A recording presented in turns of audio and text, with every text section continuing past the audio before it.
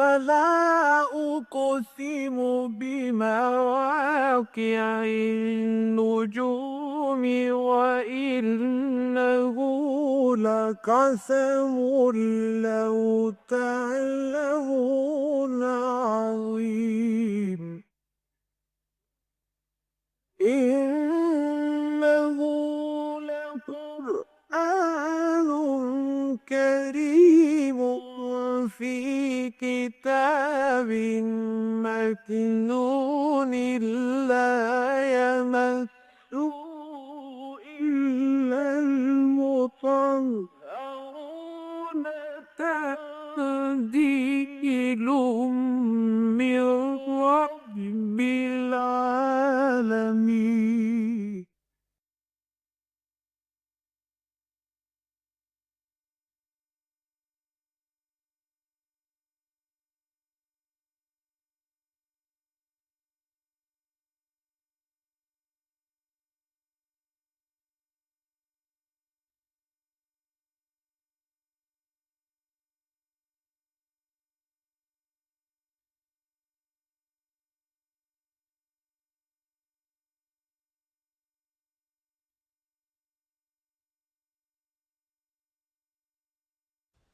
آج ہمیں آپ کے علم میں ہوگا کہ 13واں رکوع پڑھنا ہے سورہ آل عمران کا۔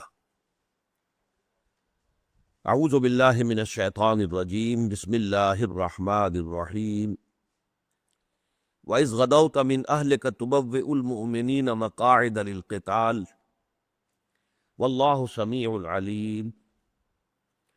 إِذْ هَمَّتْ طَائِفَتَانِ مِنْكُمْ أَنْ تَفْشَلَا وَاللَّهُ وَلِيُّهُمَا وَعَلَى اللَّهِ فَلْيَتَوَكَّلِ الْمُؤْمِنُونَ۔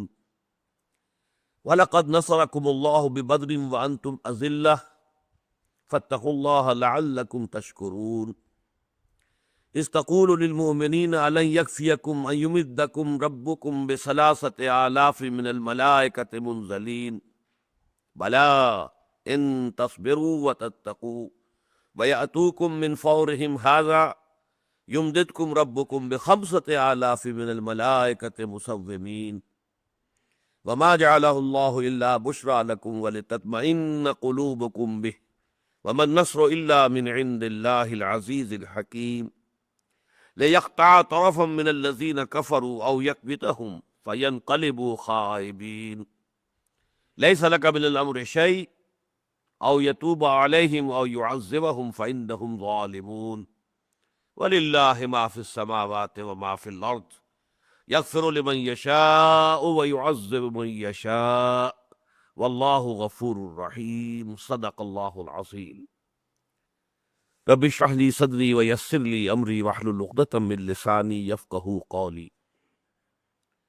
اللہم ربنا الہمنا رشدنا واعصمنا من شرور انفسنا، اللہم ارنا الحق حقا وارزقنا اتباعہ وارنا الباطل باطلا وارزقنا اجتنابہ، اللہم وفقنا لما تحب وترضى، آمین یا رب العالمین۔ سورہ آل عمران کا جو نصف ثانی ہے، یعنی 10 رکوع آخری، یہ سورہ مبارکہ میں نے 12 عرض کیا ہے کہ یہ بالکل برابر برابر 2 حصوں میں منقسم ہے۔ کل 20 رکوع ہے، 10 رکوعوں پر مشتمل پہلا حصہ ہے، 10 رکوعوں پر مشتمل دوسرا حصہ ہے۔ آیات میں صرف ایک کا فرق ہو گیا ہے، 100 کے بجائے 101 آیات ہے پہلے حصے میں، لہذا دوسرے حصے میں پھر 100 کے بجائے 99 رہ گئی۔ یہ گویا کہ تقریباً 2 مساوی حصے ہیں۔ پھر جیسے سورہ بقرہ میں ہم نے دیکھا تھا کہ پہلے جو نصف تھا اس کے بھی 3 حصے تھے، پہلے 4 رکوع تمہیدی تھے، آخری 4 رکوع تحویلی تھے، درمیان میں 10 رکوع تھے کہ جن میں بنی اسرائیل سے خطاب ہوا۔ اسی طرح اس سورہ مبارکہ کا حصہ اول جو ہے اس کے بھی 3 حصے تھے، تقریباً برابر برابر، تہائی تہائی تہائی، 33 آیات 34 آیات۔ ان میں سے ایک حصے میں وہی تمہیدی مضامین اور زیادہ تر خطاب امت مسلمہ سے، درمیانی حصے میں اب اہل کتاب کا جو دوسرا گروپ تھا، نصارہ عیسائی، اور ان کی جو سب سے بڑی گمراہی تھی الوہیت مسیح کا عقیدہ، اس کی نفی۔ تیسرے حصے میں پھر اہل کتاب کو بحیثیت مجموعی یعنی یہود اور نصارہ دونوں کو مجموعی طور پر خطاب کیا گیا۔ یہ نصف اول کے 3 حصے تھے جو ہم پڑھ چکے ہیں۔ نصف ثانی کے جو 10 رکوع ہیں اس میں سے پہلے 2 رکوع امت مسلمہ سے خطاب پر مشتمل ہے، اور خاص طور پر انہیں متنبع کیا گیا ہے اہل کتاب کی ریشہ دوانیوں سے کہ اب ان سے پورے طور پر چوکس رہے، چوکنے رہے۔ یہ بھی بتا دیا گیا کہ تمہاری تاسیس ہو چکی ہے، اب بحیثیت ایک امت تمہارا ایک مقام معین ہو چکا ہے۔ کنتم خیر امت اخرجت للناس تأمرون بالمعروف وتنہون عن المنکر وتؤمنون باللہ۔ یہ گویا کہ ان دی کمیٹی آف نیشنز، دنیا میں جو اقوام عالم ہے ان میں تمہارا یہ امتیازی مقام ہے کہ دنیا کی قومیں جو ہے وہ اپنی بہتری، اپنی سربلندی، اپنے استحکام، اپنے بہبود کے لیے عمل پیرا رہتی ہیں، لیکن تمہیں دنیا والوں کی بھلائی کے لیے، ان کی اخروی نجات کے لیے اپنی تمام تر مساعی کو صرف کرنا ہے۔ کنتم خیر امت اخرجت للناس، تم برپا کیے گئے ہو بنی نوع انسان کے لیے۔ تمہارا کام یہ ہے کہ تأمرون بالمعروف وتنہون عن المنکر وتؤمنون باللہ۔ ساتھ ہی یہ بھی فرما دیا کہ اس کے لیے تمہیں ایک سہ نکاتی لائے عمل پر مسلسل عمل پیرا رہنا پڑے گا۔ وہ آیات 102، 103، 104 کئی مرتبہ ان کا تذکرہ ہو چکا ہے کہ پہلی آیت میں پہلا نقطہ کیا ہے کہ پہلے اپنی انفرادی سیرت و کردار کو مضبوط کرو۔ یا ایھا الذین آمنوا اتقوا اللہ حق تقاتہ ولا تموتن الا وانتم مسلمون۔ اللہ کی فرما برداری، اللہ کا تقوی، یہ تمہارا شعار بن جانا چاہیے۔ دوسرا نقطہ ہوگا کہ قرآن کے سے پیوست ہو جاؤ، قرآن کو حرز جان بنا لو، قرآن کو حبل اللہ سمجھ کر اس سے چمٹ جاؤ۔ یہ تمہارے اندر ذہنی و فکری ہم آہنگی پیدا کرے گا، مقاصد کی ہم آہنگی پیدا کرے گا، جس سے کہ تم واقعتاً انسانوں کی ایک جماعت ہونے کے ناطے واقعتاً ایک امت بن جاؤ گے، اور تمہارے درمیان تعلق گہرا ہوگا، ذہنی بھی، قلبی بھی۔ اور تیسرے یہ کہ جس سے جو جمعیت وجود میں آئے گی اسے بس 3 کام کرنے ہیں: دعوت الی الخیر ولتکن منکم امۃ یدعون الی الخیر ویأمرون بالمعروف وینہون عن المنکر واولئک هم المفلحون۔ اور اس امت میں سے فلاح پانے والے لوگ صرف وہی ہوں گے کہ جو اس پروگرام پر عمل پیرا رہیں گے۔ باقی کہنے کو امتی شمار ہو گئے، دنیا میں مسلمان سمجھا جائے گا، لیکن اللہ تعالیٰ کا ان سے فلاح کا کوئی وعدہ نہیں۔ اس کے بعد اگلے رکوع میں ہم نے دیکھا تھا کہ کہا گیا کہ یہ اہل کتاب بھی ایمان لے آتے تو ان کے لیے بہت بہتر تھا، لیکن نہیں ایمان لائے، اڑ گئے ہیں۔ ان میں معدود چند ہے کہ جو ایمان پر قائم ہے۔ جب حضرت موسیٰ اور تورات پر جو ایمان تھا اس پر قائم ہے تو یقیناً وہ لوگ محمد پر صلی اللہ علیہ وسلم اور قرآن مجید پر بھی ایمان لے آئیں گے، یا لا چکے ہیں یا لے آئیں گے، لیکن ان کی اکثریت جو ہے وہ ماننے والوں پر مشتمل نہیں ہے۔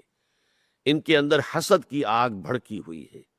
پہلے یہ صرف تکبر اور تمرد میں مبتلا تھے، اب اس میں حسد کا اضافہ ہو گیا ہے کہ ہمیں اس مقام سے بے دخل کر کے، اور اب وہ مقام اور مرتبہ جو ہے اس امت محمد کو دے دیا گیا ہے، تو اس کی بنا پر حسد کی آگ چل رہی ہے۔ قل موتوا بغیظکم، اے ان سے کہہ دو کہ جل مرو اور بھسم ہو جاؤ اپنے اسی غیظ و غضب کی آگ میں، اپنی حسد کی آگ میں جل مرو۔ اور مسلمانوں سے کہا گیا لن یضرکم الا اذی، یہ مطمئن رہو یہ تمہیں تکلیف تو پہنچائیں گے، کوفت کا سبب تو بنیں گے، عارضی طور پر تمہارے لیے تشویش کا موجب بھی بن جائیں گے، لیکن تمہیں کوئی مستقل پائیدار نقصان پہنچانا ان کے لیے ممکن نہیں ہے۔ اب اس کے بعد جو سورہ مبارکہ کا ویسے تو یہ کہ 2 حصوں میں مزید کو بھی منقسم کر سکتے ہیں، 6 رکوع اور پھر 2 رکوع۔ 6 رکوع جو تقریباً 60 آیات پر مشتمل ہے، ان میں تمام تر تبصرہ ہے غزوہ احد پر، اور پھر 2 جو ہے یوں سمجھیے کہ وہ آخری، وہ تکمیل کلام جو ہے اس کے اعتبار سے سم اپ کیا گیا ہے، اور اس میں جو آخری رکوع ہے وہ تو نہایت جامع ہے۔ ایمان کا سنتھسس کیا ہے، کیسے ایمان حقیقت میں وجود میں آتا ہے، اس کے اعتبار سے قرآن مجید کے اہم ترین مقامات میں سے ہے۔ اور اس میں بھی اسی طرح پر ایک نہایت عظیم دعا آئی ہے، تلقین کی گئی ہے، جیسے کہ سورہ بقرہ کا اختتام جو ہے دعا پر ہوا، اور وہ عظیم ترین دعاؤں میں سے وہ بھی ہے جس سے کہ سورہ بقرہ کا اختتام ہو رہا ہے۔ وہاں وہ ایک آیت میں ہے بہت طویل دعا، لیکن یہاں وہ 3-4 آیتوں پر پھیلی ہوئی دعا ملے گی آخری رکوع میں۔ تو یہ اجمالی تجزیہ ہے سورہ مبارکہ کا۔ اب یہ غزوہ احد کا جو معاملہ ہے اس کو پہلے سمجھ لیجئے، اس کے واقعات جو اہم کیا تھے، تاکہ اس کے بعد ہم تیزی کے ساتھ آگے بڑھ سکیں۔ دیکھیے غزوہ بدر میں کہ جو 17 رمضان المبارک سن 2 ہجری کو ہوا، قریش کو بڑی شرمناک اور بڑی ہی ذلت آمیز شکست ہوئی. ان کے تقریباً تمام سنبر آوردہ لوگ مارے گئے. ابو جہل جس کے بارے میں حضور نے فرمایا کہ ھذا فرعون ھذہ الامہ، وہ بھی وہاں پر پڑا ہوا تھا. امیہ ابن خلف جو ستایا کرتا تھا حضرت بلال کو، وہ بھی پچھڑا ہوا پڑا تھا وہاں پر. بڑے بڑے سب کے سب لوگ جو ہیں ان کے وہ کھیت رہے، اور 70 ان کے قیدی جو ہے مسلمانوں کے ہاتھ میں آئے، اسیر بنے. یہ بہت بڑی شکست تھی کہ جو قریش کو ہوئی. اس سے یقیناً 2 نتیجے نکلے. ایک کہ مسلمانوں کی دھاک بیٹھ گئی، رعب مسلمانوں کا قائم ہو گیا، اور دوسری طرف یہ ہے کہ بہت شدید صدمہ، رنج، غم، افسوس، اور جسے کہتے ہیں پیچ و تاب کی کیفیت جو ہے وہ قریش کی ہو گئی. اب یہ عرب کا ایک مزاج تھا کہ وہ اس طرح کے کسی معاملے کو لے کر بیٹھ نہیں رہتے تھے. اس کے بعد انتقام کی آگ جو ہے وہ ان کے اندر بڑک اٹھتی تھی. لہذا بدر کے بعد جو ہے انہوں نے انتقامی جنگ کی تیاری فوراً شروع کر دی. سب سے پہلی بات انہوں نے یہ کی کہ جو بھی مر گئے تھے، ان کے آدمی مارے گئے تھے، قتل ہو گئے تھے، ان پر نوحہ کہنا، ان پر رونا، ماتم کرنا منع کر دیا گیا کہ اس سے ہمارے حوصلے پست ہوں گے. کوئی شخص اپنے کسی مقتول کا کوئی نہ ماتم کرے نہ نوحہ پڑھے. حالانکہ یہ ان کی روایات میں سے تھا. خاص طور پر خواتین مرثیے پڑھا کرتی تھیں، بیان کرتی تھی، جیسے ہمارے دیہات میں ابھی جانگلیوں کے ہاں ہے، وہ بیان کرتی ہیں، بول رہی ہیں، کچھ پڑھ رہی ہیں اور بیان کر رہی ہیں. تو وہ بیان کرنا ان کا ایک باقاعدہ فن تھا. لیکن یہ کہ پابندی سخت لگا دی گئی، آرڈیننس، کہ کوئی کہیں سے کوئی آواز نہ آئے، تاکہ ہمارے اعصاب کے اندر جو ہے وہ کسی کمزوری کا اظہار نہ ہو، بلکہ ہماری عزم کا، ہماری ہمت کا، ہمارے جو ہے جذبہ انتقام کے اندر جو ہے وہ شدت، وہ اندر ہی اندر جو ہے یہ آگ کھولے. ایسا نہ ہو کہ اس مرثیہ خانی سے ہماری وہ جذبات جو ہیں ٹھنڈے پڑ جائیں، اندر کی بھڑاس نکل جائے. ہمیں تو اندر ہی اندر نغمہ ہے بلبل شوریدہ تیرا خام ابھی، اپنے سینے میں اسے اور ذرا تھام ابھی. ان جذبات انتقام کو اپنے سینوں کے اندر پروان چڑھا. مردوں نے طے کر لیا کہ ہم اپنی بیویوں کے قریب نہیں جائیں گے، بستروں پر نہیں سوئیں گے، چارپائیوں پر نہیں سوئیں گے، زمین پر سوئیں گے. عورتوں نے بناؤ سنگھار ترک کر دیا. جب تک کہ انتقام ہم نہ لے لیں اس وقت تک جو ہے ہم جو ہے کوئی بھی معاملہ اس طرح کا نہیں کریں گے. مزید یہ کہ وہ جو قافلہ تھا جو ابو سفیان کی سرکردگی میں آ رہا تھا شام سے، جو ایک ایکسائٹنگ کاس بنا تھا غزوہ بدر کا، اور وہ بہت بڑا قافلہ تھا، 1000 اونٹ اور اس پر 50,000 دینار کا مال تھا. اور وہ قافلہ صحیح و سالم پہنچ گیا تھا، اس لیے کہ ابو سفیان نے تو دوہری چال چلی تھی. ایک طرف SOS کال بھی بھیج دی تھی کہ مجھے خطرہ ہے وہ محمد کے آدمیوں سے کہ بدر سے اگر میں گزروں گا تو مجھ پر حملہ ہوگا، جیسا کہ ہو بھی رہا تھا بالفعل. اور حضور جو ہے مدینے سے اسی لیے نکلے بھی تھے صحابہ کو لے کر. لہذا مجھے مدد بھیجو. وہاں سے لشکر چل پڑا. لیکن دوسری چال اس نے یہ چلی کہ وہ وادی بدر میں داخل ہی نہیں ہوا، بلکہ اس نے ساحل سمندر کے ساتھ ساتھ نیچے کا نشیبی راستہ جو تھا وہ اختیار کر کے اور وہاں سے نکل گیا. اور بعد میں اس نے پیغام بھی بھیجا کہ میں تو اب بچ کے نکل آیا ہوں، لہذا اب جنگ کی ضرورت نہیں ہے، اور ہمارا جو مقصد تھا وہ حاصل ہو گیا ہے، لہذا اگر آپ چاہیں تو واپس لوٹ جائیں. بہرحال وہ ایک علیحدہ واقعہ ہے، وہ ہم پڑھیں گے جب سورہ بدر کا پورا معاملہ سورہ انفال میں سامنے آئے گا، اس لیے کہ اس کے بارے میں بہت سا قیل و قال ہے، بہت سی مختلف آراء لوگوں میں پھیلی ہوئی ہے. بہرحال اس پورے قافلے کے بارے میں انہوں نے یہ طے کیا، یہ گویا کہ انہوں نے ایک فنڈ کی شکل اس کو دے دی. جس کا مال ہے اس میں وہ سب کا سب کنٹریبیوٹ کر دے. یہ 1000 کے 1000 اونٹ اور 50,000 دینار کا یہ سارا مال سب نے وقف کر دیا کہ اب یہ آئندہ جنگ کی تیاری کے لیے یہ پورا کا پورا مال ہماری طرف سے وقف رہے گا. ڈونیشنز ہو گئی. ایک بہت زبردست فنڈ جو ہے وہ اسی کے ذریعے سے انہوں نے قائم کر دیا. چنانچہ اس کا ذکر جو ہے وہ سورہ غزوہ بدر کے بعد چونکہ یہ واقعات ہو رہے تھے تو یہ سورہ انفال میں آیت آئی ہے، آیت نمبر 36 ہے، ان الذین کفروا ينفقون اموالهم لیصدوا عن سبیل اللہ. یہ کافر لوگ جو ہے مال خرچ کر رہے ہیں اپنا تاکہ لوگوں کو اللہ کے راستے سے روک سکے. فَسَيُنْفِقُونَهَا، تو ٹھیک ہے یہ خرچ کر لیں گے اپنا مال. ثم تکون علیہم حسرۃ ثم یغلبون، پھر یہ تم جو بھی انفاق کر رہے ہیں، خرچ کر رہے ہیں، یہ ان کے لیے ایک حسرت کی نشانی بن جائے گا، اس لیے کہ حاصل کچھ نہیں ہوگا. گویا کہ پیشن گوئی ہو گئی تھی کہ دوبارہ بھی جب یہ حملہ کر کے جائیں گے تو شکست کھا کر آئیں گے. ثم یغلبون، پھر یہ مغلوب ہو جائیں گے. اب اس کو ذرا نوٹ کر لیجئے کہ جو فوج لے کر وہ چلے ہیں، اور اب اس کا جو سرکردہ لیڈر ہے وہ ابو سفیان ہے. ابو سفیان ہی گویا کہ ان کے ہاں قریش میں اب سب سے اونچے گھرانے کا ابو سفیان بن حرب بن امیہ بن امیہ بڑا قبیلہ تھا، اس میں کوئی شک نہیں ہے، لہذا اس کا چونکہ سربراہ ابو سفیان، لہذا ابو سفیان کو سپہ سالار کی حیثیت حاصل ہے۔ باقی بڑے بڑے لوگ جو ساتھ تھے اس میں خالد بن ولید بن مغیرہ بہت بڑا سردار تھا، ان کے بیٹے خالد ہے جو ایمان لے آئے بعد میں، ابو سفیان بھی بعد میں ایمان لے آئے۔ پھر ابو جہل کا بیٹا اکرمہ، وہ بھی گویا کہ ایک نسل تو ان کی ختم ہو گئی تھی، تو یہ دوسری نسل جو تھی اب اس کے ہاتھ میں قیادت آئی تھی، تو ان میں سب بڑے بڑے لوگوں کے جو بیٹے تھے انہوں نے گویا کہ اس کے انتظام و انصرام سنبھال لیا، اور سرکردگی جو ہے وہ ابو سفیان کو۔ 3000 کی تو یہ نفری تھی ان کی، جس میں قریش بھی تھے اور کچھ ان کے ساتھ جو ان کے حلیف قبائل تھے وہ بھی تھے، ساتھ ہی 3000 اونٹ تھے۔ یہ اونٹوں کی تعداد جو ہے یہ اس اعتبار سے بڑی اہم ہوتی ہے کہ یہ بار برداری کے کام بھی آتے ہیں، سواری کے کام بھی آتے ہیں، اور یہی ان کا راشن بھی ہے، اسی کا گوشت جب ضرورت ہوتی ہے ذبح کرتے اور کھاتے۔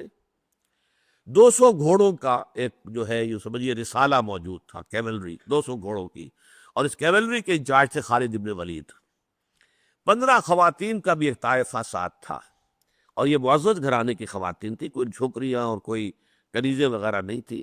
یہ اس لیے کہ وہاں پر وہ لوگوں کو غیرت دلائیں اور لوگوں کو پامردی پر اکسائیں کہ بھاگنے نہ پائیں، جب جم کر لڑیں تو وہ وہاں پر رش پڑتی رہیں گی، اور وہ اپنے لوگوں کا جو ہے وہ جب دیکھیں گے کہ ہماری عورتیں بھی یہاں ہیں، خدا نہ خواستہ ہم نے قدم پیچھے ہٹا دیے تو پھر ہماری عورتوں کی بے حرمتی ہو جائے گی، وہ کنیزیں بن جائیں گی۔ تو گویا کہ اس طریقے سے ہر اعتبار سے انہوں نے اپنے لشکر کی پوری تیاری کر لی۔ ادھر حضور کا نظام جو تھا انٹیلیجنس کا وہ بھی بہت مضبوط تھا، اور خاص طور پر ایک صاحب تو ایسے موجود تھے مکے کے اندر جو درپردہ ایمان لا چکے تھے، لیکن ابھی انہوں نے اپنا ایمان ظاہر نہیں کیا تھا، وہ تھے حضرت عباس، حضور کے چچا۔ یہ بالکل اسی طرح سمجھیے جیسے حضرت موسیٰ پر ایک شخص ایمان لے آیا تھا آل فرعون میں سے، یکتم ایمانہ، وہ اپنے ایمان کو اس نے چھپائے رکھا تھا جب تک کہ فرعون نے اپنے دربار میں یہ تجویز پیش نہ کی کہ اب موسیٰ کو قتل کر دینا چاہیے، تب وہ کھڑے ہوئے، رجل من آل فرعون یکتم ایمانہ، مومن من آل فرعون یکتم ایمانہ۔ ان کی تقریر قرآن مجید میں میں نے بارہا کہا ہے کہ کسی نبی کی بھی کوئی تقریر اتنی مفصل جو ہے وہ قرآن مجید میں نقل نہیں ہوئی ہے جتنی کہ اس مومن آل فرعون کی۔ یہی کردار اصل میں حضرت عباس کا بھی ہے، لہذا حضرت عباس رضی اللہ تعالی عنہ ایمان لا چکے تھے، لیکن ابھی وہ اپنی قومی کے ساتھ رہ رہے تھے، اور ہو سکتا ہے کہ حضور کو درپردہ اس کا علم بھی ہو، اس لیے کہ غزوہ بدر میں تو وہ کفار کے ساتھ آئے بھی تھے اور اسیر بھی ہوئے تھے، اور ان کو کراہتے ہوئے سن کر حضور کو تکلیف پہنچی تھی، تو حضور نے کہا تھا کہ سب کے بد ڈھیلے کر دو۔ ظاہر بات ہے کہ ان کو اسیروں کو کسا ہوا ہوتا تھا رسیوں کے اندر، تو وہ جو ہاتھ پاؤں باندھے ہوئے کسے ہوئے ہل نہیں سکتا کوئی آدمی، تو اسے تکلیف ہو رہی تھی، تو حضرت عباس کے کراہنے کی آواز حضور نے سنی، تو انہوں نے فرمایا کہ بھائی بد ڈھیلے کر دو سب کے، ان کو اس طرح زیادہ کس کے نہ رکھو۔ تو یہ بھی معلوم ہوتا ہے کہ شاید حضور کے علم میں تھا کہ عباس جو ہے وہ ایمان لا چکے، واللہ عالم، اس کی صراحت کہیں پر مجھے نہیں ملی ہے۔ انہوں نے حضور کو اطلاع کر دی ساری، حضور کے پاس اطلاع ملی، حضور نے پھر اپنی طرف سے بھی لوگوں کو بھیج دیا کہ وہ دیکھے کہاں کہاں لشکر پہنچ رہا ہے، کیا صورت ہے، پوری تفصیل آ جائے۔ اور دوسری طرف آپ نے مدینے میں ایک مجلس مشاورت منعقد کی، اس میں خود اپنا ایک خواب بھی آپ نے دکھایا، بتایا کہ میں نے خواب دیکھا ہے کہ کچھ گائیں ذبح ہو رہی ہیں، اور میری تلوار کا جو سرا ہے اس پر کچھ شکستگی کے آثار ہیں، کچھ مڑ گئی ہے، یا کچھ وہاں سے اس کی دھار جو ہے وہ خراب ہو گئی ہے۔ اور تیسرے یہ کہ میں نے اپنا ہاتھ جو ہے ایک بڑی مضبوط زرہ کے اندر ڈالا ہے۔ اس خواب کی حضور نے بھی تعبیر یہ کی، اس سے محسوس ہوتا ہے کہ اللہ تعالیٰ کا منشا یہ ہے کہ ہم مدینے میں محصور ہو کر مقابلہ کریں۔ زرہ آپ نے فرمایا کہ میں جو زرہ میں ہاتھ ڈالتا ہوا دیکھا میں نے اپنے آپ کو، تو وہ مضبوط زرہ غالباً مدینہ منورہ یہ شہر ہے، اس میں محصور ہو کر ہم دفاع کریں۔ عجیب یہ اتفاق ہے، اب اسے سوء اتفاق کہے یا حسن اتفاق کہے، کہ یہی رائے عبداللہ ابن ابی کی بھی تھی جو رئیس المنافقین تھا۔ تو اب یہ ایک اہم مثال ہے اس بات کی کہ ہو سکتا ہے کہ رائے ایک ہی ہو لیکن نیتیں بالکل مخالف اور متضاد ہوں۔ وہ اپنی بزدلی کی وجہ سے رائے دے رہا ہو، اور حضور جو ہے وہ حکمت کے تحت رائے دے رہے ہیں۔ اس اعتبار سے جہاں تک نیت کا تعلق ہے، جو منشا ہے کسی بات کا، کہاں سے وہ بات ابھر کر آ رہی ہے نیت سے، تو اس میں زمین و آسمان کا فرق ہونے کے باوجود رائے میں مشابہت ہو سکتی ہے۔ لیکن مسلمانوں نے جو پرجوش صحابہ اس میں تھے، اور خاص طور پر وہ لوگ جو بدر میں جانے سے رہ گئے تھے، اس لیے کہ بدر میں جب مدینے سے روانگی ہوئی تھی تو اعلان جنگ تھا ہی نہیں، وہ تو یہ تھا کہ قافلے کا پیچھا کرنا ہے، لہذا جو آیا، اور کوئی انہوں نے ہتھیاروں کا بھی اہتمام نہیں کیا تھا، کچھ نہیں کیا تھا، قافلے کے ساتھ کتنے آدمی ہوتے، 30 ہوں گے، 50 ہوں گے، اب ان کے لیے کیا لمبا چوڑا اہتمام کریں، تو بہت سے لوگ جنگ میں گئے ہی نہیں تھے، اس لیے انہیں یہ حسرت تھی کہ ہم یہ بدر کی سعادت سے محفوظ جو محروم رہ گئے، تو ہم ان کے ہمیں تو موقع ملا ہے کہ اب ہم داد شجاعت بھی دکھائیں گے، اللہ کی راہ میں اپنی جانیں قربان کریں گے اور جام شہادت نوش کریں گے، شہادت ہے مطلوب و مقصود مومن، نہ مال غنیمت نہ کشور کشائی۔ تو ان حضرات کا خاص طور حضرت حمزہ تو خیر میدان بدر میں بھی اپنے جو ہے جوہر دکھا چکے تھے بہادری کے، لیکن یہ کہ انہوں کی رائے بھی یہ تھی کہ ہمیں پھول کر جا کر مقابلہ کرنا چاہیے۔ حضور نے اپنی رائے کو پیچھے رکھ کر اپنے ان صحابہ، اپنے ساتھیوں کی رائے کو مقدم کر کے فیصلہ کر دیا، ٹھیک ہے اب جائیں گے، کھلے میدان میں جا کر جنگ کریں۔ تو یہ ایک بہت بڑی مثال ہے، اقامت دین کے لیے جد و جہد کرنے والی کوئی جماعت، اس کا امیر چاہے اسے ویٹو حاصل ہو، اختیار حاصل ہو، لوگوں نے سب و طاعت فی المعروف کی بیعت بھی کر رکھی ہو کہ جو آپ کہیں گے ہم مانیں گے، چاہے وہ فی المنشط والمکر رہے، چاہے ہماری طبیعتیں آمادہ ہوں اور چاہے ہمیں اپنی طبیعتوں پر جبر کرنا پڑے، لیکن جو آپ کہیں گے ہم مانیں گے۔ اس کے باوجود بسا اوقات حکمت کا تقاضا یہ ہوتا ہے کہ وہ امیر اپنی رائے پر اپنے ساتھیوں کی رائے کو مقدم کر دے، اس میں دلجوئی ہے، ساتھیوں کی حوصلہ افزائی ہے، ساتھیوں کا کانفیڈنس بلڈ اپ ہوتا ہے۔ ہمیں انہی چیزوں سے اصل میں رہنمائی حاصل کرنی ہوتی ہے کہ امیر کا کردار کیا ہے، یہ نہیں کہ میرا اختیار ہے بس میں جو چاہوں گا طے کروں گا، ٹھیک ہے اختیار ہے، ہمارے ہاتھ بندھے ہوئے ہیں، ہم آپ سے بیعت کر چکے ہیں، لیکن پھر بھی بہرحال ہمارے جذبات ہیں، ہمارے خیالات ہیں، آپ ان کو سن لیجئے۔ تو حضور نے ان کی باتیں سنی اور اسی کے مطابق فیصلہ کر دیا۔ لیکن پھر آپ اپنے گھر میں داخل ہوئے حجرے میں، اور حضرت ابو بکر حضرت عمر دونوں بھی آپ کے ساتھ داخل ہوئے، وہاں آپ کو پھر ہتھیار پہنائے گئے اور زرہ دوہری پہنی حضور نے، زرہ پہن کر دوہری، اور پھر جو آپ تلوار نکال کر باہر آئے ہیں تو کچھ لوگوں کو تشویش ہوئی کہ یہ معاملہ کچھ گڑبڑ ہے، چنانچہ حضرت سعد ابن معاذ رئیس اوس اور حسید ابن حضیر رضی اللہ تعالی عنہما، ان دونوں نے کہا لوگوں سے کہ دیکھو کہیں تم نے اپنی رائے جو ہے وہ مسلط کی ہے محمد صلی اللہ علیہ وسلم کی رائے پر، ان کو مجبور کیا ہے کہ تمہاری رائے کے مطابق فیصلہ کرے، اور یہ صورت جو نظر آ رہی ہے یہ بڑی غیر معمولی ہے، تو اب تم کہو کہ ہم اپنا فیصلہ، ہم اپنی رائے واپس لیتے ہیں۔ لوگوں نے کہا، لیکن حضور نے کہا کہ نہیں، جب نبی ایک مرتبہ ہتھیار باندھ لے تو جب تک پھر اب مقابلہ نہ ہو چکے یہ ہتھیار اترے گا نہیں۔ تو اس طریقے سے گویا کہ اس میں بھی ہمارے لیے ایک نشانی ہے، اور یہ اسی سورہ مبارکہ میں وہ آیت آ جائے گی آگے چل کر، فَبِمَا رَحْمَةٍ مِّنَ اللَّهِ لِنتَ لَهُمْ وَلَوْ كُنتَ فَظًّا غَلِيظَ الْقَلْبِ لَانفَضُّوا مِنْ حَوْلِكَ فَاعْفُ عَنْهُمْ وَاسْتَغْفِرْ لَهُمْ وَشَاوِرْهُمْ فِي الْأَمْرِ فَإِذَا عَزَمْتَ فَتَوَكَّلْ عَلَى اللَّهِ۔ آپ مشورہ ضرور کیا کیجئے ان سے معاملات میں، لیکن جب آپ طے کر لیں تو پھر اللہ پر توکل کیجئے، پھر یہ نہیں کہ اب ایک فیصلہ کیا تھا اب اس سے ہم واپس لے رہے ہیں، نہیں، بلکہ یہ کہ پھر اس کے بعد توکل ہونا چاہیے، اور توکل اللہ تعالیٰ پر، سارے معاملات کا آخری صدا تو اللہ ہی کے ہاتھ میں ہے۔ بہرحال یہ صورت ہوئی، آپ نکلے ہیں مدینے سے، رات آپ نے گزاری ہے راستے میں، پھر میدان بدر میں پہنچے ہیں، اور یہ کہ اس میں سے ایک بہت اہم واقعہ یہ ہو گیا کہ آپ کے ساتھ جو گئے تھے 1000 افراد مدینے سے نکلے تھے، جب صبح کے وقت جو ہے صف بندی ہوئی ہے، اور یوں سمجھیے کہ ادھر سے وہ کفار کا لشکر ہے، ادھر سے مسلمانوں کا، اور ایک دوسرے کو دیکھ رہے ہیں، تو عبداللہ ابن ابی 300 اپنے ساتھی منافقین کو لے کر علیحدہ ہو گیا کہ اب ہم تو جنگ نہیں کریں گے، اس لیے کہ ہماری بات تو مانی نہیں گئی۔ یہ واقعہ اہم ترین واقعہ ہے، 1000 میں سے 3000 کے مقابلے میں 1000 تو پہلے ہی تھے، 1:3 کی ریشو تو تھی، اب 300 اور کم ہو گئے تو 1:4 کی ریشو ہو گئی، اور وقتی طور پر جو ہے اس سے یقیناً جو ہے ایک دل شکستگی مسلمانوں کی پیدا ہونی ضروری تھی، لازمی تھی۔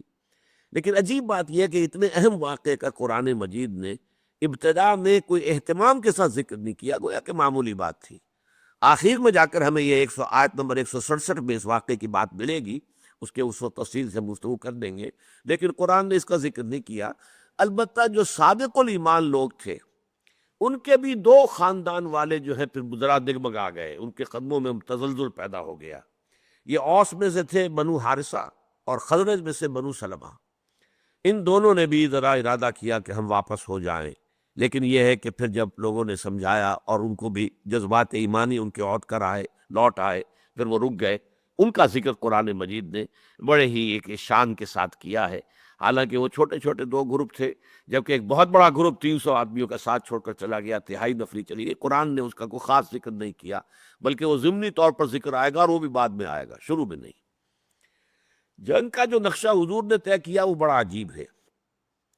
جا کے قریش نے جو آ کے لشکر اپنا اتارا تھا، وہ ایسے کہ احد ان کے پیچھے کافی فاصلہ چھوڑ کر، اور مدینہ ان کے سامنے، مدینہ کے شمال میں پہنچ کر وہاں یہ اتر گئے۔ حضور کے پیش نظر یہ تھا کہ یہ قریش کے پیچھے جا کر اپنا جو ہے کیمپ لگائیں، تاکہ پہاڑ پشت پر آ جائے۔ لیکن ظاہر بات ہے کہ گزر کر جانا پڑتا تھا، یہ قریش کا لشکر جو ہے درمیان میں پڑا ہوا، وہ حائل ہے احد کے اور مدینے کے درمیان، جو حائل ہے وہ قریش کا لشکر ہے۔ تو حضور نے پھر لوگوں سے پوچھا کہ کوئی شخص جو راستے ایسے جانتا ہو کہ ہمیں کسی اور چور راستے سے لے جائے اور وہ پیچھے ہم پہنچ جائیں ان کی پشت پر۔ تو کچھ حضرات نے کہا ہمیں معلوم ہے پہاڑوں کے اندر راستے ایسے ہوتے ہیں درے، کہ وہ پھر دو حضرات جو تھے وہ لے کر گئے ہیں، اور قریش کو پتہ نہیں چلا، اور لشکر جو ہے کنی ان سے کتراتا ہوا پیچھے چلا گیا۔ اب یوں سمجھیے کہ شمال مدینہ یہ ہے، اور مدینہ کے شمال میں یہ سارا معاملہ ہے۔ شمال میں احد ہے، اور وہاں اس کے فوراً بعد حضور اور صحابہ کرام کا لشکر ہے، پھر قریش کا لشکر ہے، پھر مدینہ ہے۔ تو اس طریقے سے گویا کہ قریش کا لشکر جو ہے حضور کے اور مدینے کے درمیان حائل ہو گیا، اور حضور کے اور مسلمانوں کی پشت پر پہاڑ آ گیا۔ اب یاد کیجئے کہ یہی واقعہ ہوا تھا حضرت عمر کے زمانے میں، شام کے ایک محاذ پر حضرت ساریہ رضی اللہ تعالیٰ عنہ سے غلطی ہو رہی تھی، اور حضرت عمر کو اللہ نے وہ میدان جنگ دکھا دیا، اور اس پر آپ نے کہا یا ساریۃ الی الجبل، لو ساریہ کیا غضب کر رہے ہو، غلطی کر رہے ہو، پہاڑ کی طرف اپنا معاملہ اختیار کرو۔ اور یہ آواز اللہ نے حضرت ساریہ کو پہنچا دی۔ حضرت عمر کی انہوں نے آواز سنی، یہاں جو ہے جو خطبہ سن رہے ہیں وہ حیران ہو رہے ہیں کہ یہ خطبہ تو ہمیں دے رہے تھے، یہ ساریہ سے کیا بات شروع کر دی حضرت عمر نے رضی اللہ تعالیٰ عنہ۔ لیکن یہ کہ وہ اللہ نے آواز پہنچائی، اور اس کے مطابق انہوں نے اپنی اسٹریٹجی درست کی۔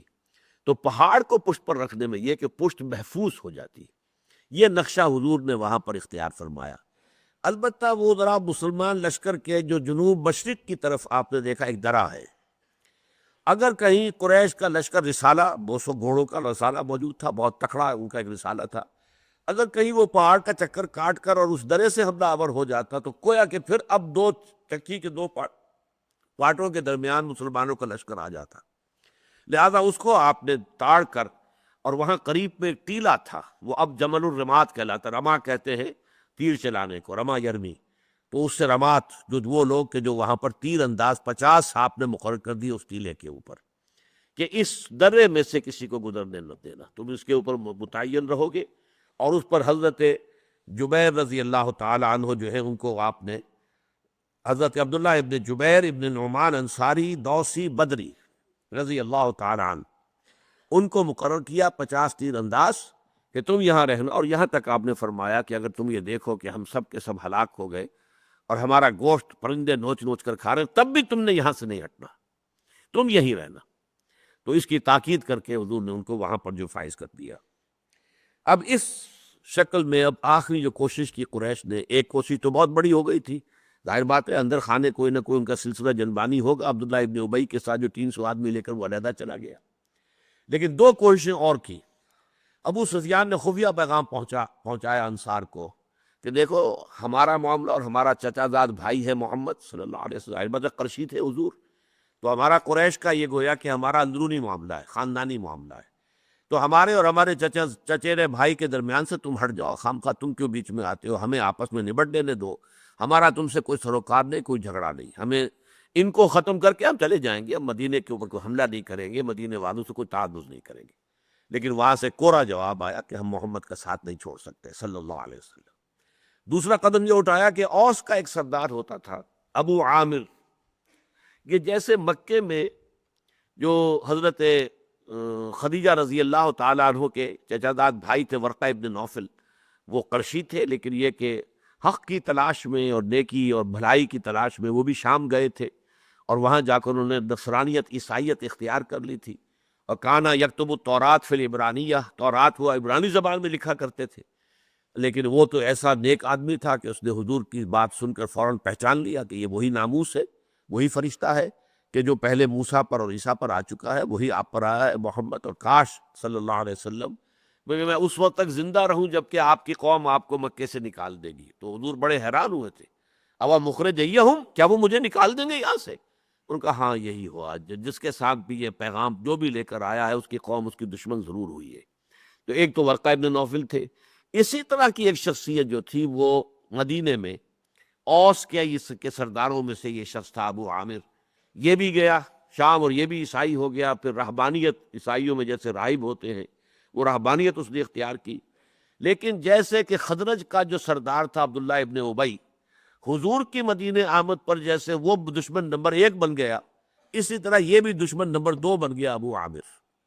عبداللہ ابن ابی نے تو طے یہ کیا کہ مدینے میں رہے گا، دیکھے گا، تیل دیکھو، تیل کی دھار دیکھو، کوئی حالات کے اکھیڑ پچھاڑ کے اندر ہو سکتا ہے کوئی وقت ایسا آئے کہ میں پھر یہاں سے محمد کو نکلنے پر مجبور کر دوں اور میری بادشاہی کا خواب جو کہ چکنا چور ہو گیا ہے دوبارہ اپنی جگہ پر قائم ہو جائے۔ اس نے تو یہ طے کیا، لیکن یہ مدینہ چھوڑ کے نکل گیا اور یہ پھر سازشیں کرتا پھرا ہے۔ قریش کو بھی اس نے کہہ کر ابھارا ہے، لایا ہے، اور اس نے کہا تھا دیکھو میں تمہارے ساتھ چلوں گا، اور جب میں کھڑا ہو کر وہاں تقریر کروں گا تو اوس کے سارے لوگ جو ہے ٹوٹ کر ہمارے ساتھ آ جائیں گے، اس لیے کہ اوس میری بڑی عزت کرتے ہیں، میرا بڑا وقار ان کے ہاں ہے، مجھے وہ بہت اونچا آدمی سمجھتے ہیں، روحانی شخصیت سمجھتے ہیں۔ چنانچہ اب وہ سامنے آیا، اس نے تقریر کی، لیکن یہ کہ اس کی تقریر پر بھی تمام جو اوس کے لوگ حضور کے ساتھ تھے، صحابہ کرام میں سب نے کہا کہ لعنت ہو تجھ پر اور اللہ تیری آنکھ کو ٹھنڈا نہ کرے۔ تو اس نے کہا ہو، معلوم ہوتا ہے کہ میری غیر موجودگی میں مدینے میں کوئی بہت بڑا شر پھیل گیا ہے۔ بہرحال اس کی یہ کوشش بھی قطعا ناکام ہوئی۔ ایک اور خاص واقعہ آیات کے پڑھنے سے پہلے آپ کو میں بتا دوں کہ بنی عبد الدار تھا ایک گھرانہ قریش کا، ان کو یہ اعزاز حاصل تھا کہ قریش کا علم ان کے ہاتھ میں ہوتا تھا۔ بدر میں بھی ان کا جو علم بردار تھا اس سے کچھ کوتاہی ہوئی تھی، تو ابو سفیان نے یہاں ذرا ان کی غیرت کو للکارنے کے لیے کہا کہ دیکھنا یہ تم جھنڈے کے ساتھ ہی، فوج کی جو عظیمت ہوتی ہے، ہمت ہوتی ہے، حوصلہ ہوتا ہے، وہ جھنڈے کے ساتھ وابستہ ہوتا ہے۔ جھنڈا کہیں گر جائے تو سمجھا جاتا کہ اب ہمیں شکست ہو گئی۔ تو تمہارے سے یہ معاملہ جو ہے وہ بدر کے اندر بھی ہو گیا تھا، اب یہاں اگر ایسا کرنا ہے تو پہلے ہی جھنڈا ہمیں دے دو، ہم کسی اور کے حوالے کر دیں۔ اس سے ان کا خون جوش میں آ گیا اور انہوں نے ذرا سخت انداز میں بھی ابو سفیان سے جواب دیا، گالیاں بھی دیں کہ تم سمجھتے ہو کہ ہم جھنڈے کا حق ادا نہیں کریں گے، ہم اس کا حق ادا کریں گے اور تم دیکھ لو گے کہ ہم کیسے حق ادا کرتے ہیں۔ چنانچہ ان میں سے پھر جب مبارزت کے لیے بھی وہی طلحہ ابن ابی طلحہ یہ جو ہے جو ان کا سردار تھا بنو عبد الدار کا، وہ میدان میں نکلا اونٹ پر سوار ہو کر اور اس نے مبارزت طلب کی۔ وہ تھا بہت ڈیل ڈال والا اور بہت تکڑا آدمی، چنانچہ مسلمان بھی اسے کہا کرتے تھے قبص القتیبہ، یہ لشکر کا میڈا ہے، میڈا کے طریقے سے جو ہے وہ اس کی حیثیت تھی۔ لیکن یہ کہ وہ جب آیا اور للکارتا رہا تو کچھ مسلمان تو طرح دے رہے تھے، کچھ نہیں سن رہے تھے، اس کی بات کو گھبرا رہے تھے۔ حضرت زبیر رضی اللہ تعالی، زبیر بن العوام رضی اللہ تعالی وہ نکلے ہیں اور وہ اونٹ پر سوار تھا، جست لگا کر سیدھے اونٹ کے اوپر پہنچے اور اس کو اپنی گرفت میں لے کر نیچے کود گئے اور پھر اسے ذبح کر دیا اپنی تلوار سے۔ اور یہ پہلی بہت بڑی فتح تھی جو اللہ تعالیٰ نے مسلمانوں کو عطا کر دی۔ حضور نے بھی نعرہ تکبیر جو ہے بلند کیا، تمام صحابہ نے نعرہ لگایا۔ لیکن یہ بات اور بتا دوں کہ پھر اس گھرانے کے لوگوں نے ایک ایک کر کے ان کے 9 آدمی مارے گئے، انہوں نے جھنڈا نیچے نہیں گرنے دیا جب تک کہ ان کا ایک شخص بھی موجود رہا۔ 9 کے 9 آدمی ان کے جو ہے جھنڈے پر قربان ہو گئے۔ جب 9 آدمی آخری ان کا جو آدمی تھا وہ بھی ختم ہوا، تب وہ جھنڈا ان کا گرا ہے۔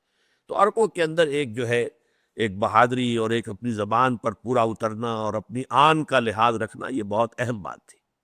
بس اسی پر اکتفا کیجئے، اس لیے کہ اس کے بعد جو دوسرا واقعہ ہے کہ جو بھی گڑبڑ ہوئی جس کی وجہ سے مسلمانوں کی شکست ہوئی، وہ آگے چل کر ہم پڑھیں گے۔ وَإِذْ غَدَوْتَ مِنْ أَهْلِكَ تُبَوِّئُ الْمُؤْمِنِينَ مَقَاعِدَ لِلْقِتَالِ، اور اے نبی جب کہ آپ نکلے تھے اپنے گھر والوں سے، جب کہ آپ تبوّئ المؤمنین، بوا یبوّئ کے معنی ہے کچھ جگہ معین کرنا۔ وَإِذْ بَوَّأْنَا لِإِبْرَاهِيمَ مَكَانَ الْبَيْتِ، سورہ حج میں آیا ہے، جب کہ ہم نے ابراہیم کے لیے اپنے گھر کی جگہ معین کر دی کہ یہ ہے بیت اللہ کی جگہ۔ اسی طرح یہ تبوّئ المؤمنین مقاعد للقتال، مقعد کی جمع، مقعد کہتے ہیں بیٹھنے کی جگہ، سیٹ، یہ مقعد ہیں جن پر آپ بیٹھے ہوئے ہیں، تو یہ مقعد جو ہے اس کی جمع مقاعد یعنی مورچے۔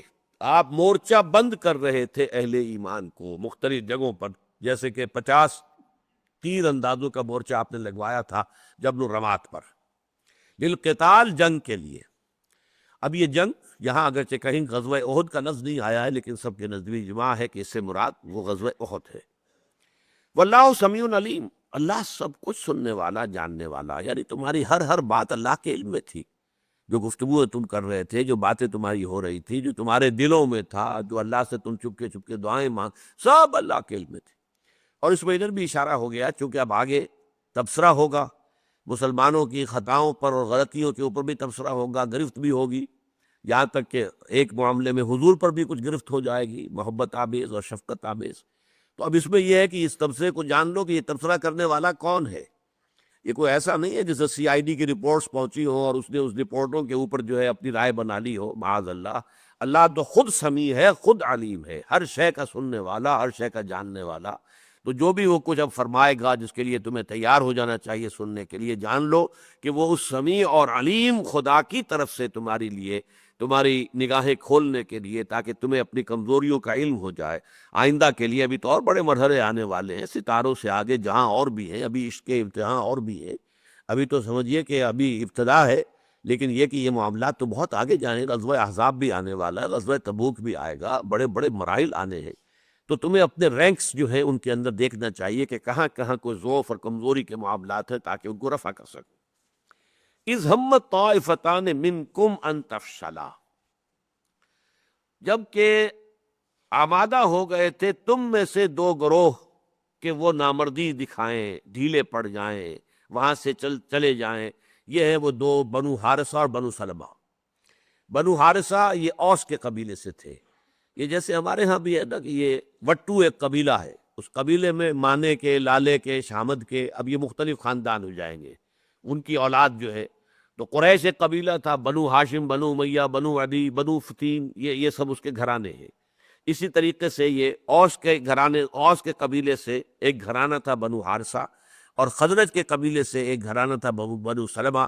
تو انہیں بھی ذرا سی عارضی طور پر جو ہے ان کے قدموں کے اندر بھی لغزش پیدا ہوئی۔ اذ ہمت طائفتان منکم ان تفشلا واللہ ولیہما، حالانکہ اللہ تعالیٰ ان دونوں کا ساتھی تھا، پشت پناہ تھا، مددگار تھا، ان کو یہ علم تھا، اس لیے کہ وہ لوگ منافق نہیں تھے، صاحب ایمان تھے۔ لیکن کسی صاحب ایمان کے اندر بھی وقتی طور پر کوئی کمزوری، کسی وسوسے کی وجہ سے، شیطانی وسوسہ، یا کسی سابقہ کمزوری کی وجہ سے کوئی خطا سرزد ایسی ہوئی ہو جس کی بنا پر کہ پھر وہ ایک شخصیت کے اندر ہی کہیں کوئی ضعف جو ہے وہ شامل ہو جائے، تو مختلف اعتبارات سے ہو سکتا ہے۔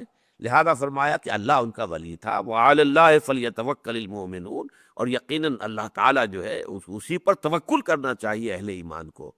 یہ نہیں دیکھنا چاہیے کہ 300 آدمی چلے گئے، ہم پہلے ہی جو ہے 1/3 تھے، اور اب تو جو 300 آدمی نکل گئے، آپ سمجھے تہائی لشکر چلا گیا واپس۔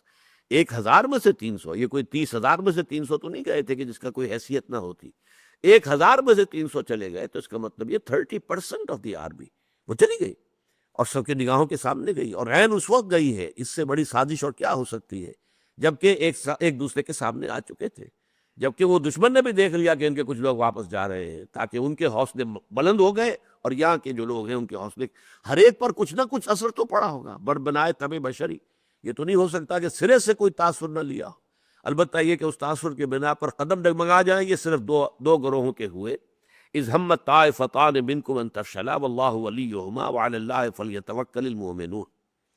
یہ دونوں جو گروہ ہیں بعد میں جو ثابت قدم بھی رہے، انہوں نے پھر جو ہے اپنی بہادری کے جوہر بھی دکھائے، لیکن یہ بعد میں فخر کرتے تھے کہ اللہ تعالیٰ نے ہمارا ذکر قرآن میں کیا ہے طائفتان منکم سے، گویا کہ ہمیں یہ سند دے دی ہے کہ ہم منافقوں میں سے نہیں تھے بلکہ ہم اہل ایمان میں سے تھے۔ اللہ تعالیٰ کی اس سبق کو انہوں نے گویا کہ اپنے لیے بنائے اعزاز سمجھا کہ یہ تو اللہ نے ہمارا اعزاز فرمایا۔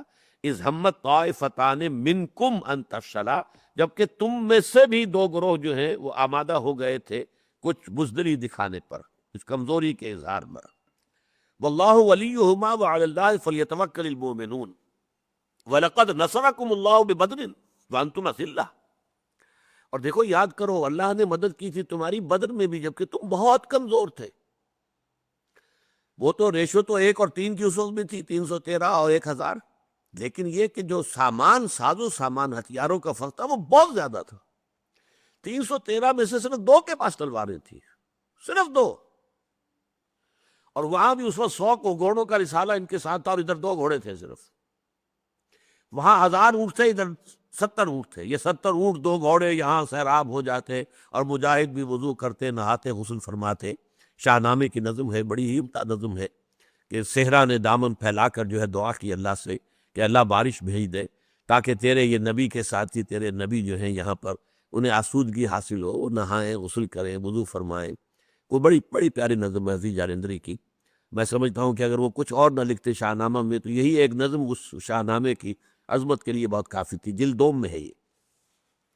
بہرحال وَلَقَدْ نَصَرَكُمُ اللَّهُ بِبَدْرٍ، اللہ نے مدد کی تھی تمہاری بدر میں بھی، وَأَنْتُمْ أَذِلَّةٌ، جبکہ تم بہت کمزور تھے. اذلہ جمع ہے ذلیل کی. ذلیل کا لفظ اردو میں ایک اور معنی میں مستعمل ہے. ذلیل ہم کہتے ہیں کمینے انسان کو، ذلیل ڈال رہے ہیں. عربی میں یہ چیز اس میں شامل نہیں ہے سرے سے. کمزوری، ضعف. یہ العزیز کے مقابلے میں الذلیل ہے. عزیز زبردست، صاحب اختیار، وہ عزیز ہے. اور جس کے ہاتھ میں کوئی اختیار نہیں، کوئی طاقت نہیں، وہ ذلیل ہے. وہ کنتم اذلہ، اب صحابہ کے لیے لفظ آ رہا ہے. ظاہر بات ہے کہ کوئی اس کے اندر وہ پہلو جو ہے رذیل والا، رذیل اور شے ہے. وہ تو کہتے ہیں نکھت چیز ہو، بیکار چیز ہو، نکمی چیز کو رذیل کہتے ہیں. ارذل العمر، انسان کی وہ عمر کہ جس میں جا کر انسان کے جو حواس بھی جواب دے جاتے ہیں، قوت فہم بھی جواب دے گئی اور یادداشت بھی جواب دے گئی، یہ ارذل العمر ہے. لیکن یہ ہے کہ رذیل اپنی جگہ ایک لفظ ہے، ذلیل اپنی جگہ ایک لفظ ہے، اور ذلیل کے اندر سرے سے کوئی رذیل والا پہلو یا کوئی کمینگی والا پہلو شامل نہیں ہے. وَلَقَدْ نَصَرَكُمُ اللَّهُ بِبَدْرٍ وَأَنْتُمْ أَذِلَّةٌ فَاتَّقُوا اللَّهَ لَعَلَّكُمْ تَشْكُرُونَ، پس اللہ کا تقوی اختیار کرو تاکہ تم شکر ادا کر سکو اس کا. تاکہ اب دیکھیے اس کے درمیان میں ایک گویا کہ شے چھوڑ دی گئی کہ اس کو فل ان دی بلینک خود کرو. فَاتَّقُوا اللَّهَ، اللہ کا تقوی اختیار کرو تاکہ اللہ کی مدد تمہارے شامل حال ہو اور تاکہ تم اس کا شکر ادا کر سکو. تقوی کرو گے واللہ مع المتقین، اللہ تعالیٰ تقوی کرنے والوں کے ساتھ ہے. ان اللہ لمع المحسنین، یقیناً اللہ تعالیٰ اپنے محسنین بندوں کا ساتھ دیتا ہے. تو اگر تم تقوی اور احسان کے روش اختیار کرو گے اللہ کی مدد آئے گی، نصرت جو ہے تمہارے قدم چوبے گی، پھر تم اللہ کا شکر ادا کرو گے. فاتقوا اللہ لعلکم تشکرون. اذ تقول للمؤمنین لن یکفیکم ان یمدکم ربکم بثلاثۃ آلاف من الملائکۃ منزلین. یاد کیجئے اے نبی جب کہ آپ کہہ رہے تھے اہل ایمان سے کہ اے مسلمانوں، کیا تمہارے لیے یہ کافی نہیں ہے کہ تمہارا رب تمہاری مدد کرے 3000 فرشتوں کے ذریعے سے کہ جو اترنے والے ہوں، جنہیں اتار دیا جائے آسمان سے اور وہ تمہاری مدد کرے. یعنی صحابہ کا حوصلہ بڑھانے کے لیے حضور کہ بدر میں بھی مدد آئی تھی، فرشتے آئے تھے، یہاں پر بھی اللہ کی مدد آ سکتی ہے، اللہ کے فرشتے آ سکتے ہیں. تو تم اگر سوچو، تم اگر قائم رہو، اپنے عزم اور ارادے کو ڈھیلا نہ ہونے دو، تو اللہ تعالیٰ 3000 فرشتے نازل فرما سکتا ہے تمہارے لیے، تمہاری مدد کے لیے. یہ گویا کہ جو بھی مسلمانوں پر بحیثیت مجموعی کوئی دل شکستگی کے اور کوئی تھوڑے سی وہ جو ایک کیفیت پیدا ہوئی ہوگی وقتی طور پر کمزوری کی، وہ جو 300 آدمیوں کے ساتھ چھوڑ دینے کی وجہ سے، تو اس میں حضور نے ان کی دلجوئی کے لیے، ان کی تسلی کے لیے فرمایا اذ تقول للمؤمنین، جب کہ آپ کہہ رہے تھے ایک نبی اہل ایمان سے، الن یکفیکم، کیا تمہارے لیے کفایت نہیں کرے گی یہ بات، ان یمدکم، کہ مدد کرے تمہاری، ربکم، تمہارا رب، بثلاثۃ آلاف، 3000 کے ذریعے سے، من الملائکۃ، فرشتوں، 3000 فرشتوں سے، منزلین، کہ جنہیں اتارا جائے آسمان سے زمین کی طرف. بلا، اب حضور کے اس قول کی تصویب اور توثیق فوری طور پر اللہ کی طرف سے آ رہی ہے. پہلے وہ قول حضور کا تھا کہ کیا تم اس پر مطمئن نہیں ہو، کیا اس پر تمہارا دل نہیں جمتا کہ اللہ تعالیٰ 3000 فرشتے تمہاری مدد کے لیے بھیج دے. اللہ کی طرف سے اب توثیق جو آ رہی ہے وہ بڑھا کر آ رہی، بلا، کیوں نہیں، ان تصبروا وتتقوا، اے مسلمانوں اگر تم صبر اور تقوی کی روش اختیار کرو گے، جمے رہو، گھبراؤ نہیں، ڈٹے رہو، جان و مال خرچ کرنے کے لیے تیار رہو، شہادت کو کا جام جو ہے نوش کرنے کے لیے تمہارے اندر جو ہے آمادگی رہے، اور تقوی کی روش اختیار کرو. وَيَأْتُوكُم مِّن فَوْرِهِمْ هَٰذَا، اور اگر وہ تمہارا دشمن فوری طور پر بھی تم پر آ پڑے اور فوراً تمہارے اوپر حملہ آور ہو جائے، یمددکم ربکم بخمسۃ آلاف من الملائکۃ مسومین، تو تمہارا رب تمہاری مدد کرے گا 5000 فرشتوں سے کہ جو آئیں گے نشان لگائے ہوئے. یہ جو آتا ہے سوم، اس کے اندر ہوتا ہے کوئی نشان لگا لینا، جیسے پیڈگری ہوتی ہے گھوڑوں کی. خیل المسومہ اسی صورت میں ہم پڑھ چکے ہیں زُيِّنَ لِلنَّاسِ حُبُّ الشَّهَوَاتِ مِنَ النِّسَاءِ وَالْبَنِينَ وَالْقَنَاطِيرِ الْمُقَنطَرَةِ مِنَ الذَّهَبِ وَالْفِضَّةِ وَالْخَيْلِ الْمُسَوَّمَةِ، تو وہ گھوڑے جن پر نشان لگے ہوتے ہیں، جو داغ دیے جاتے ہیں، پتہ چل جائے اس کی پیڈگری کیا ہے، یہ کون سی نسل کا ہے، تو یہ نشان زدہ گھوڑے ہوتے ہیں۔ اسی طریقے سے جو بھی کوئی لشکر چلتا ہے تو اپنا کوئی علم لے کر اپنی نشانی، یا جیسے مختلف جو فنکشنز ہوتے ہیں تو ان میں کوئی بیچز لگا دیے جاتے ہیں کہ معلوم ہو کہ اس کی آئیڈینٹی کیا ہے، تو اپنے اپنے بیچ، اپنے اپنے علم، اپنے اپنے نشان لے کر 5000 فرشتوں کے ذریعے سے اللہ تعالیٰ تمہاری مدد فرمائے گا۔ لیکن اس کے ساتھ ہی فرما دیا وَمَا جَعَلَهُ اللَّهُ إِلَّا بُشْرَىٰ لَكُمْ، یہ بھی اللہ تعالیٰ نے صرف تمہاری لیے بشارت کا ذریعہ بنانے کے لیے یہ بات کہہ دی ہے، وَلِتَطْمَئِنَّ قُلُوبُكُمْ بِهِ، اور تاکہ اس کے ذریعے سے تمہارے دل مطمئن ہو جائیں، تمہارے دل ٹھک جائیں، تمہارے جو وہ اندیشے ہیں وہ ختم ہو جائیں۔ وَمَن نَّصْرُ إِلَّا مِنْ عِندِ اللَّهِ، اور مدد تو ہے ہی نہیں مگر اللہ کے پاس سے، یعنی اللہ تعالیٰ کو فرشتے بھیجنے کی بھی ضرورت نہیں ہے۔ اللہ تعالیٰ کا تو ایک حکم کن جو ہے وہ کافی ہوتا ہے، جو بھی مدد آتی ہے اس کے پاس سے آتی ہے، وہ بغیر فرشتے کے بھی آ سکتی ہے، براہ راست بھی آ سکتی ہے، فرشتوں کے ذریعے بھی آ سکتی ہے۔ لہذا یہ جو کہا گیا کہ 5000 فرشتے بھیجیں گے، تو در حقیقت یہ اس لیے تاکہ تمہارے دل ٹھک جائیں، جم جائیں۔ تم گنتی کے حساب سے سوچنے کے عادی ہو تو یہ کہ 3000 کے مقابلے میں 5000 فرشتے بھیج دیں گے تمہاری مدد کے لیے، تاکہ تمہاری اپنی ذہنی سطح کے مطابق جو ہے تمہارے ساتھ کلام کیا جائے، اور تمہارے دل والے تطمئن قلوبکم بہ، اور تمہارے دل اس کے اوپر مطمئن ہو جائیں۔ وَمَن نَّصْرُ إِلَّا مِنْ عِندِ اللَّهِ الْعَزِيزِ الْحَكِيمِ، حالانکہ مدد تو ہے ہی صرف اللہ کی طرف سے، اور وہ اللہ کے جو العزیز ہے، من عند اللہ، اللہ کے پاس سے ہے، اور وہ العزیز ہے، الحکیم ہے، زبردست ہے اور حکمت والا ہے۔ اس کا کوئی فعل حکمت سے خالی نہیں ہے، اگرچہ اس کا اقتدار مطلق ہے، اس کا اختیار مطلق ہے، اس کے اقتدار اور اختیار پر کوئی قدغنیں نہیں ہے، کوئی چیکس اینڈ بیلنسز نہیں ہے، کہیں لیمیٹیشن نہیں ہے، لیکن اس کی اپنی حکمت ہے، اس کا اختیار بھی ہے، مطلق ہے تو اس کی حکمت بھی کامل ہے۔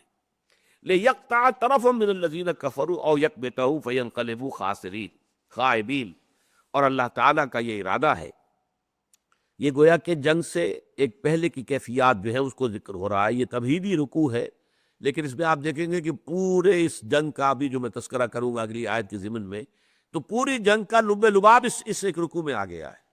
اس لیے اس کا اختتام پر وَلِلَّهِ مَا فِي السَّمَاوَاتِ وَمَا فِي الْأَرْضِ، عام طور پر جب کوئی بحث قرآن مجید میں تکمیل کو پہنچتی ہے تو آخر میں پھر ایسی آیات آتی ہیں جو ڈیمارکیٹ کر دیتی ہیں کہ یہاں آ کر اس بحث کی تکمیل ہو گئی۔ تو اسی طریقے سے یہ 9 آیات پر مشتمل جو رکوع ہے، یہ گویا کہ ان 60 آیات کے لیے ایک طرح کا یہ انڈیکس ہے، اس میں اس کا لب لباب، جیسے کہ ہم دیکھتے ہیں کہ سورہ کہف میں پہلے 3 آیتوں میں پورے واقعے کو سم اپ کیا گیا ہے، اور پھر وہ 3 رکوعوں کے اندر اس کی تفاصیل بیان کی گئی ہیں۔ یہ قرآن کا اپنا ایک خاص اسلوب ہے، جو جس کے بارے میں احکمت آیاتہ ثم فصلت، پہلے آیات بڑی محکم جو سارے مضمون کو سمیٹ لے، اور پھر انہی کی تفصیل کی جائے، ثم فصلت من لدن حکیم خبیر۔ لِيَقْطَعَ طَرَفًا مِّنَ الَّذِينَ كَفَرُوا، اللہ چاہتا ہے کہ کاٹ دے کافروں کے ایک بازو کو، طرف یہ جو پہلو ہوتے ہیں، ایک پہلو ان کا جو ہے اللہ تعالیٰ شکستہ کر دے، اور یکبتہم، یا ان کو ذلیل کر دے، فَيَنْقَلِبُوا خَائِبِينَ، اور پھر وہ لوٹ جائیں بالکل ناکام ہو کر، محروم ہو کر، خائب و خاسر ہو کر، ذلیل ہو کر لوٹنے پر مجبور ہو جائے۔ لَيْسَ لَكَ مِنَ الْأَمْرِ شَيْءٌ أَوْ يَتُوبَ عَلَيْهِمْ أَوْ يُعَذِّبَهُمْ فَإِنَّهُمْ ظَالِمُونَ، اے نبی آپ کے ہاتھ میں کوئی اختیار نہیں ہے۔ یہ بڑی ایک تیکھی قسم کی گرفت ہے جو حضور پر ہو رہی ہے۔ اس کا پس منظر یہ ہے کہ جب وہ بعد میں تفصیل سے باتیں آئیں گی کہ جب مسلمانوں کو اللہ نے فتح دے دی اور کفار کے قدم اکھڑ گئے، ان کی عورتیں بھی اپنے جو ہے پاجامے اٹھا کے، اور پنڈیاں ان کی نظر آ رہی تھی، پازیبیں جو ہے دکھائی دے رہی تھی، بھاگ رہی تھی اپنی جان بچانے کے لیے، یہ نقشے آئے ہیں، تب تفاصیل جب آتی ہیں اس کی، تو اس وقت جو ہے یہ جو یہاں جو تیر انداز تھے ان میں ایک ڈویژن ہو گئی، چلو اب تو فتح ہو گئی۔ ان کے کمانڈر ان کو روکتے رہے کہ دیکھو حضور نے کیا کہا تھا، اس کی انہوں نے تعویل کر لی، حضور نے تو شکست کی صورت میں کہا تھا، اب تو فتح ہو گئی ہے، لیکن کمانڈر پھر بھی روکتے رہے، عبداللہ ابن جبیر روکتے رہے، لیکن کمانڈر کی انہوں نے نافرمانی کی، اور اس کے نتیجے میں یہ کہ وہ 50 میں سے 40 جو ہیں تیر انداز وہاں سے جگہ چھوڑ کر چلے گئے۔ شکست ہو چکی تھی، بھگدڑ بچی ہوئی تھی۔ خالد بن ولید کی عقابی نگاہ نے دیکھ لیا کہ وہ درا پیچھے خالی ہو گیا۔ چکر دے کر گھوڑوں کا سوار اپنا رسالہ لے کر آ کر وہاں سے داخل ہو کر، اور پھر جب رسالہ جب آ کے اٹیک کرتا ہے تو آپ اندازہ کیجئے بیچارے پیادوں کی حیثیت کیا ہوتی ہے، اور وہ بھی پشت سے، وہ تو ان کے پیچھے آ کر ایک دم پڑے ہیں۔ تو جو شکست ہوئی ہے شدید، اسی شکست کے عالم میں پھر وہ بات بھی ہوئی کہ حضور صلی اللہ علیہ وسلم جو ہے دنیا میں آ گئے، آپ زخمی ہوئے، آپ کی خود کی 2 کڑیاں جو ہے اس آپ کی جو رخسار کی ہڈی ہے آنکھ کے نیچے، اس میں گھس گئی۔ جب انہیں کھینچا گیا، ایک صحابی نے کھینچا، بڑی مشکل سے ایک کڑی نکالی تو ان کا ایک دانت ان کا بھی ساتھ ہی گیا، پھر دوسرا دانت بھی گیا ساتھ، پھر خون کا فوارہ چھوٹا، بے ہوش ہو گئے، چہرہ پورا کا پورا جو ہے وہ خون سے رنگا گیا۔ اس وقت آپ کی زبان مبارک سے یہ الفاظ نکل گئے، کیف یہد اللہ قوما، اللہ اس قوم کو کیسے ہدایت دے گا، خضبوا وجہ نبیہم بالدم، جنہوں نے اپنے نبی کے چہرے کو خون سے رنگ دیا۔ اس پر پکڑ آ گئی فوراً، اے نبی یہ اختیار آپ کا نہیں ہے، لیس لک من الامر شیء، آپ کا اختیار کچھ بھی نہیں۔ اب یہ قرآن مجید کا اسلوب ہے کہ ایک چیز کے اندر مبالغے کا انداز، کوئی اختیار آپ کو نہیں، اس کا یہ مطلب نہیں کوئی اختیار نہیں ہے ہمیں، ہمارے پاس بھی کوئی اختلاف نہیں، لیکن یہ ایسی بات ہے جیسے کہ دعا استخارے میں فإنک تعلم ولا اعلم، اے اللہ تو جانتا میں نہیں جانتا، یہ اللہ کے علم کے مقابلے میں ہمارا علم نہ ہونے کے برابر ہے۔ وتقدر ولا اقدر، تجھے کل قدرت حاصل ہے، مجھے کوئی قدرت حاصل نہیں۔ یہ بھی نفی نہیں ہے قدرت کی مطلق، بلکہ یہ تیری قدرت کے مقابلے میں میری قدرت کیا ہے، وہ تو نفی کے برابر ہے، نہ ہونے کے برابر۔ اسی طرح یہاں پر کہا گیا لیس لک من الامر شیء، یعنی آخری اختیار اللہ کے ہاتھ میں ہے، کس کو وہ ہدایت دے گا کس کو نہیں دے گا۔ او یتوب علیہم، اس کا اختیار ہے یہ کہ ان پر توجہ فرمائے، عنایت فرمائے۔ اللہ کی توجہ ہوتی ہے تو بندے میں توبہ کا جذبہ پیدا ہوتا ہے۔ یہ ہم سورہ مائدہ میں بھی دیکھیں گے، وہاں ہے کہ یحبہم ویحبونہ، اللہ ان سے محبت کرے گا اور وہ اس سے محبت کرے گا۔ گویا کہ بابی محبت کا بھی آغاز اللہ کی طرف سے ہوتا ہے۔ اللہ اپنے کسی بندے پر نظر عنایت ڈالتا ہے تو بندے کے دل کے اندر جو ہے وہ جذبات ابھرتے ہیں کہ وہ بھی اللہ کی محبت سے اس کا دل جو ہے سرشار ہو جائے، اور وہ پھر اللہ تعالیٰ کی محبت میں آ کر تن من دھن جو ہے لگانے کے لیے تیار ہو جائے۔ اب دیکھیے، یہ جس شخص کی وجہ سے یہ سب سے بڑا حادثہ ہوا، ویسے تو یہ کہ وہ جو 40 تھے جو تیر انداز وہ سبب بنے، لیکن یہ کہ اصل جو سبب بعد میں بن گیا وہ تو خالد ابن ولید اور ان کا رسالہ 200 گھوڑوں کا، گھڑ سوار شہ سوار آ رہے ہیں دوڑ، لیکن وہی خالد ابن ولید ہے جس کی ہاتھوں یہ چرکا لگا ہے، وہی پر ایمان لے آئے، اور انہی کو اللہ تعالیٰ نے حضور ہی کے زبان مبارک سے خطاب دلوایا ہے، خالد سیف من سیوف اللہ، خالد تو اللہ کی تلواروں میں سے ایک تلوار ہے، خالد سیف من سیوف اللہ۔ یہ خطاب کس نے دیا؟ محمد رسول اللہ صلی اللہ علیہ وسلم۔ کس کو دیا؟ جس کے ہاتھوں وہ اتنی بڑی زخم پہنچی تھی اور اتنا بڑا جو ہے زخم لگا تھا، چرکا لگا تھا۔ لیس لک من الامر شیء، آپ کو کوئی اختیار حاصل نہیں ہے، یعنی اختیار مطلق ہر معاملے کا، کسی کی ہدایت یا نہ ہدایت ہونا نہ ہونا یہ اللہ کے اختیار میں۔ اس کے بالکل برعکس معاملہ ہے کہ ابو طالب کے بارے میں جتنی شدید خواہش حضور کی ہو سکتی تھی کہ وہ ایمان لے آئیں، اور کسی شخص کے بارے میں نہیں ہو سکتی۔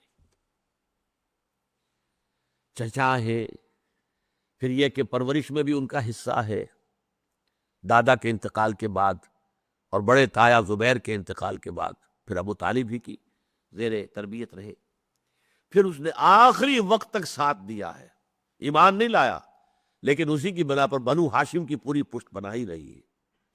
3 سال کا مقاطعہ انہوں نے تو کیا تھا اہل ایمان کا، لیکن بنو ہاشم بھی شامل رہے، اس مقاطعے میں بھی انہوں نے ساتھ نہیں چھوڑا ہے حضور کا صلی اللہ علیہ وسلم۔